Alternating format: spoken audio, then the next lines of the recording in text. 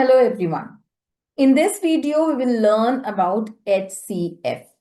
HCF stands for highest common factor.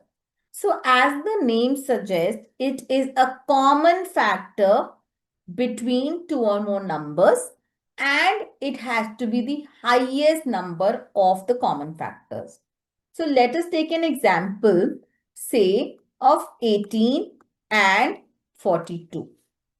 Now let us find factors of 18.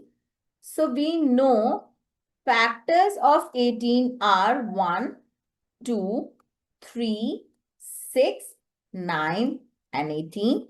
And factors of 42 are 1, 2, 3, 6, 7, 14, 21 and 42. Now out of these, the common factors between them are 1, 2, 3 and 6.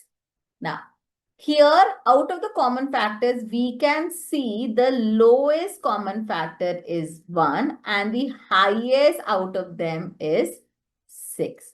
So this is how we find the highest common factors between two or more numbers by finding the factors of the number. That is a factor method or factor tree method. I hope this concept is clear. In the next video, we will learn how to find highest common factor between two or more numbers using the prime factorization method. Thank you.